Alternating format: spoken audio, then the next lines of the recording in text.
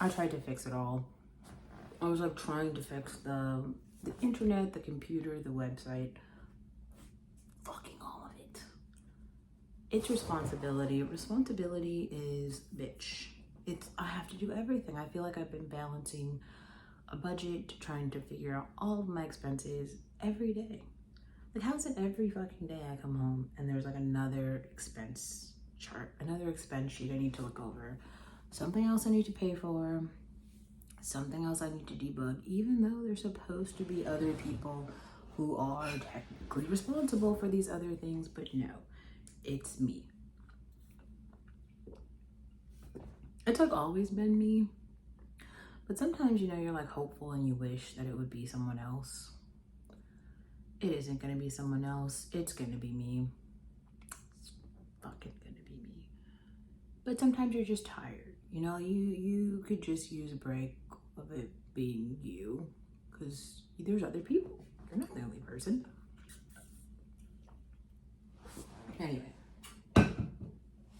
here I am, my fucking paprika, rice, and Costco chicken, green tea, and water.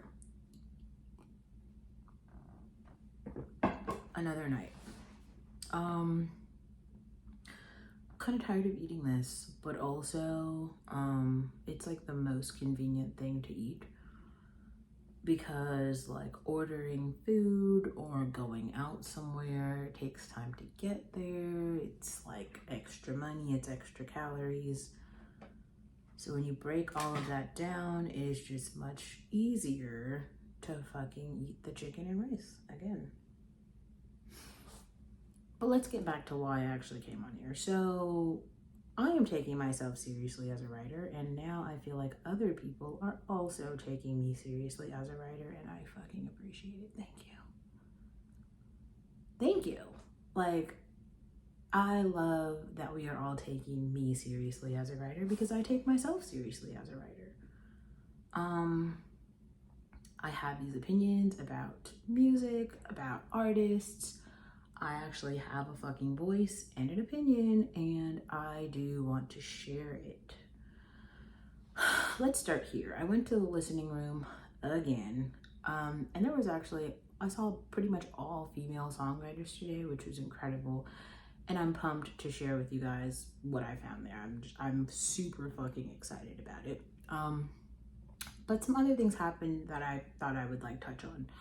So I feel like Meg Thee Stallion has done maybe kind of a, how do you say it? Like an artist pivot in a sense. Like, I feel like she was always doing like hot girl things, but now I feel like she's doing like hot woman things, where like she is just embracing her like femininity, and it's not so ratchet. Like, she's still giving rapper, but like with the last video and like the anime sort of stuff, to me it feels like she understands her sex appeal from a male gaze, and in the beginning I feel like it was from a female gaze, or maybe she's trying to gain more of a female audience when in the beginning she only cared about a male gaze. I'm not sure, kind of something like that, where some gaze has switched, but I like it. I think that there's a lot of cool things about Meg. I like that she exercises, and so she promotes like exercise culture, and I think that's really positive, especially for Black women, who so many are just like overweight and out of shape. We definitely need to normalize like health culture, exercise culture. I think all of that is very positive. I also think her shows are gonna sell out, and if she comes to this area, I'm gonna go. Okay, and then I also saw Sabrina Carpenter did her first SNL performance, which was great. Sabrina Carpenter espresso just makes so much sense, but it's a cultural thing. Let me explain this.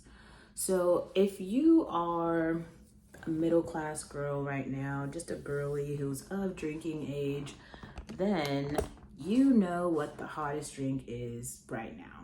Do I need to say it? The espresso martini.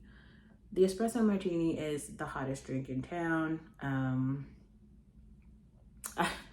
Like, I don't know. Everybody is ordering the espresso martini. I sell a bunch of them. Like, every night it's like the after dinner dessert drink. You get it. It's great. Sometimes you add Bailey's, Grand Marnier to it. So it's giving super coffee. It's giving black coffee, right? This is wonderful. We all know the drink. We all drink the drink. The drink is delicious. Let's all stop playing games. Yeah. What else do I have to say? Oh, I feel like Tyla remembered that like South Africa is in South Africa, and I love this for her. I feel like a lot of other people, I feel like I've talked about this, like there's some push to like push Tyla to like Black Americans. It was strange. I like when she did it, like we all collectively thought she, like Americans collectively thought she was Black.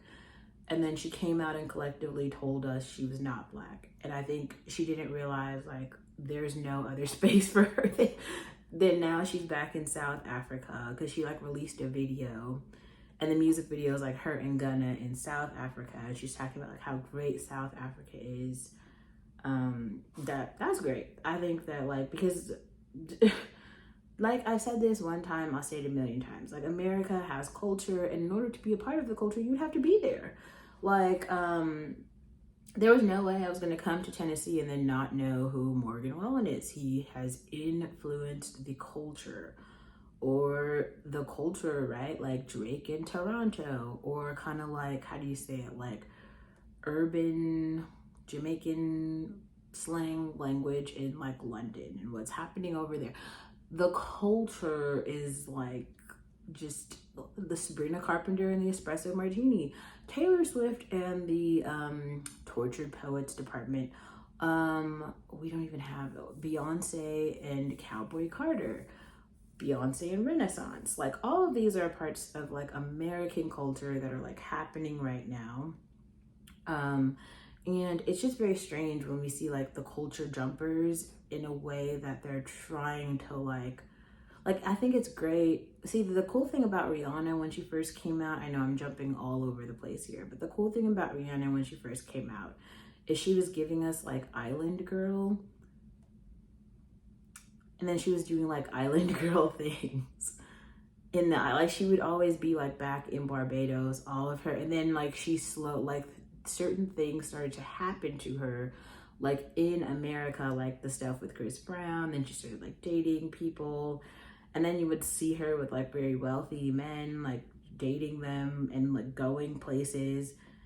And then the music started to change to like reflect her life. So it wasn't like, we like literally watched her grow, and the artist development like happened in real time. So maybe like, I think hopefully like Tyla is like learning from that, and it could be a great thing. I'm not seeing a market share of like, I don't see a whole bunch of Black Americans like crossing over to South African culture. I'm not seeing it, but like it's the same thing where like, you know, Wizkid had his moment where like we got to understand what like Naija culture is. But the only people who like are like that are like other Nigerian people. You know what I'm saying? Like it's great to like for you to have this moment with the people who are in your culture, and for them to like support you, and everyone kind of like cheer for the culture in the same way. I actually saw a video recently that I thought was really great, and I might write a piece about it. It was Ingrid. There is an artist. She's a very indie artist, and I think she was opening for Taylor Swift for a while before Sabrina Carpenter was. And some of her music videos from like 3 or 4 years ago, they've keep popping up for me, and I feel like I understand why, because like I get her sentiment. Anyway, and then I also saw that like Chris Brown put out a music video called Go Girlfriend. Now, something that's different about this music video than some of the others, he seems to have like really figured out that he's Black, because he's like referring to himself as like a light-skinned nigga. Like this is what he says: I'm I'm just quoting here. He says this about himself.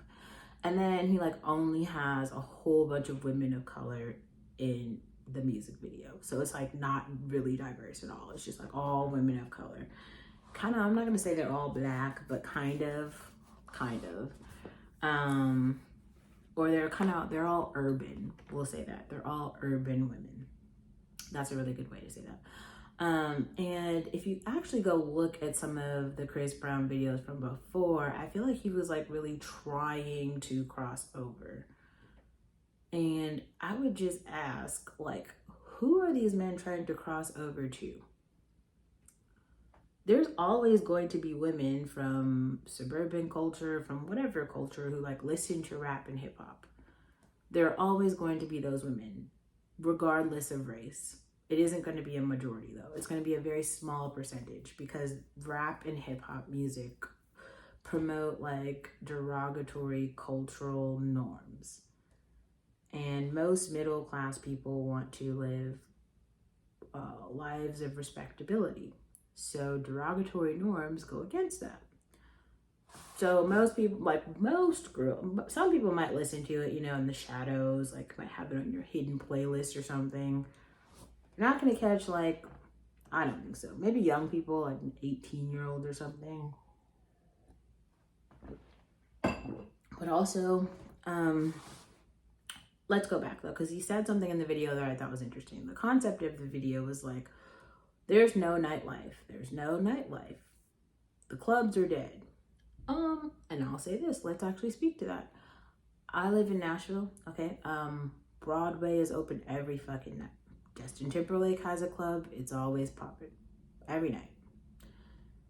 The place that I work, like popping every night. That people continue to rent out every level. We have like events there every fucking night.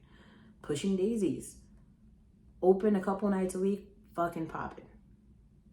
Morgan Wallen is literally opening a bar. Their church just opened a 5-story bar. Garth Brooks with Friends in Low Places, a 5-story bar. Dolly Parton's opening a whole hotel. Like, I don't know. The nightlife for Chris Brown and his urban crew is actually dead. Yes. But not for everybody. Not for most people. I don't know. Like, bars in like every fucking... Not to say this in some way where I'm trying to be... I don't want to be racist or anything, but let's just call it what it is. In most white towns in America, the bars are the place. They're like lit, like they're... but in most black parts of town, I think Matt Walsh actually made a video about this today where he was talking about like the Morehouse speech or something from Joe Biden. I didn't watch the speech. I could never get on board with HBCUs, if I'm being perfectly honest. And that's simply because where I grew up in a predominantly like white town, but it was also a predominantly like really wealthy space and a very elite space. So like every time they would come out with a statistic on something, oh, this is like the greatest place, this is the greatest department, this is the greatest research facility, it would either be like where I am, like UC Berkeley or Stanford, something out of Silicon Valley, like something literally from my high school. Like, it's like, okay, well, if everything great is coming out of here, why the fuck would you go to an HBCU? That's weird. And then as I grew a little bit older and I started meeting more people, I was like, oh, this HBCU experience, it's great. Then today I literally did some research about like Morehouse specifically. It looks like every year 3,000 people apply. So this is an HBCU. It's an all male, historically black university. So 3,000 men apply to this university each year.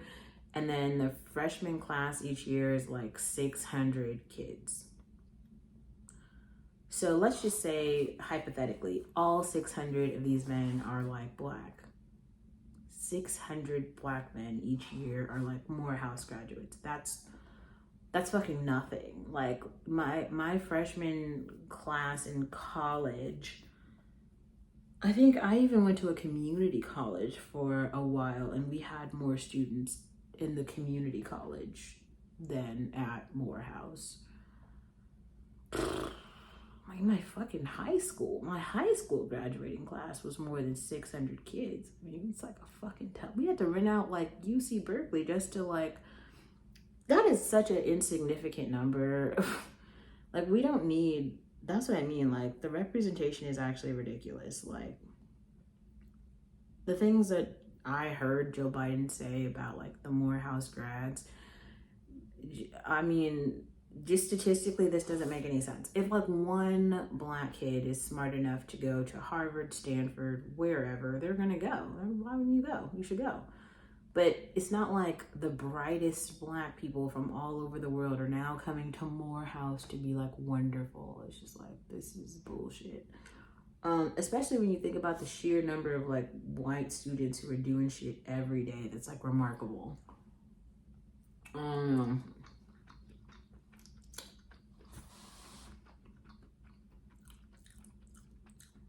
Weren't we just talking about Thailand and South Africa? There's a bunch of fucking Africans there. Like, they gotta be doing some shit. Like, why don't we ever hear about them? Where's the South African university you all want to go to? Nobody wants to go. We all want to come here. I don't know. Well,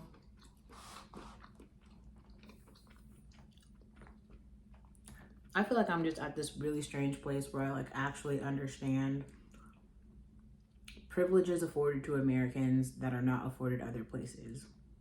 And sometimes if you, especially as a black woman, if you start to like shield yourself in black male problems, like black males do have a lot of problems. Like go listen to Scott Galloway talk about how like men are facing all these problems and then multiply that by 10. And those are the problems that like a lot of black men are facing.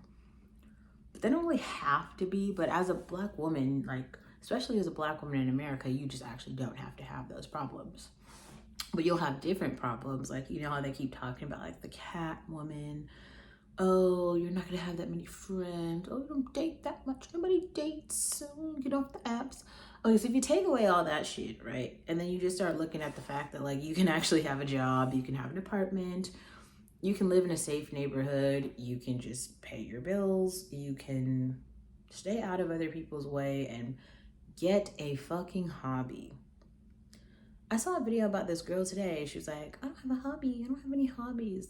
Fucking get a hobby then. Should we make a list of the shit that you could do? Go walking. Go to restaurants and try new food. Take a dance class. Listen to some music. Journal. Watch the water. I mean, millions of things that you could do. Just get a Netflix, fucking BookTube. Like a million things that you could do. I am doing music journalism. I had like a food blog for a minute and I could definitely like keep going with it, but I just like don't actually have the time to do everything. There's a limited amount of time. I just kind of wanted to pop in and say that, mostly because I got my Cloudflare account set up and my website works, so I'm pumped. And I wanted to share it with you guys. You guys are so special to me and I want you to read my shit. Well, kinda, I'm serious now. I want you to read my stuff.